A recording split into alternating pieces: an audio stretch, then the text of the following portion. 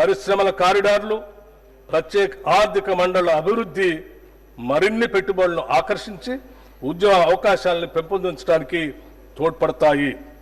తద్వారా ఆర్థిక వ్యవస్థ మరింత స్థిరంగా, వేగంగా అభివృద్ధి చెందుతుంది. రాష్ట్రంలో సేవా రంగం అత్యధిక కొత్త ఉపాధి కల్పించే దిశగా కొనసాగుతుంది. ఇది మొత్తం శ్రామిక రంగంలో 34.8% వాటాను కలిగి ఉంది. హైదరాబాద్ నగరం ఐటీ రంగంలో అగ్రగామిగా, ముఖ్యంగా సాఫ్ట్వేర్ సేవలు, ఫిన్టెక్, లాజిస్టిక్, పర్యాటక వంటి రంగాలలో ఉపాధి వృద్ధికి ప్రధానంగా దోహదపడుతుంది. తెలంగాణలో శ్రామిక శక్తి 68.7% ఉండగా దేశీయ సగటు 64.3% మాత్రమే ఉంది.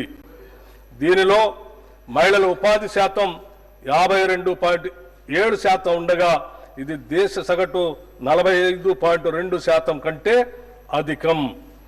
మహిళలు మరియు వెనుకబడిన వర్గాలకు తెలంగాణ ప్రభుత్వం ఉపాధి అవకాశాలు కల్పించడంలో ఎంతగా విజయవంతమైందో ఈ గణాంకాలు తెలియజేస్తున్నాయి.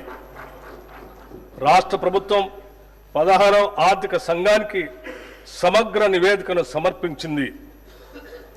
ఇందులో కేంద్ర పన్నుల పంపిణీల్లో రాష్ట్రాలకు న్యాయమైన వాటా కల్పించాలని, అలాగే రుణ స్థిరత్వం, మౌలిక సదుపాయాల అభివృద్ధి మరియు సామాజిక సంక్షేమ కార్యక్రమాలకు మరింత ఆర్థిక సహాయం అందించాలని విజ్ఞప్తి చేసింది.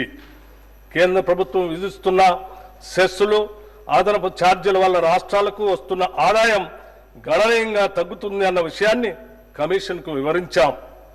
ప్రస్తుతం రాష్ట్రాలకు ఇస్తున్న 41% పన్నుల వాటాను 50%కి పెంచాలని ప్రతిపాదించడం జరిగింది.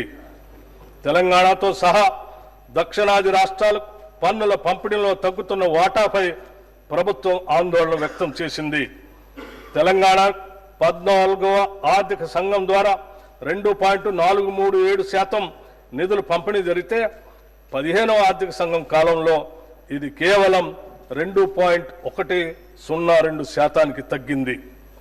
అభివృద్ధిలో ముందున్న రాష్ట్రాలకు తక్కువ నిధులు కేటాయించడం అన్యాయమని, దేశ ఆర్థిక వృద్ధికి దోహదపడుతున్న రాష్ట్రాలను ప్రోత్సహించే విధంగా పన్నుల పంపిణీ విధానాన్ని మరింత హేతుబద్ధంగా మార్చాలని తెలంగాణ ప్రభుత్వం వాదిస్తుంది.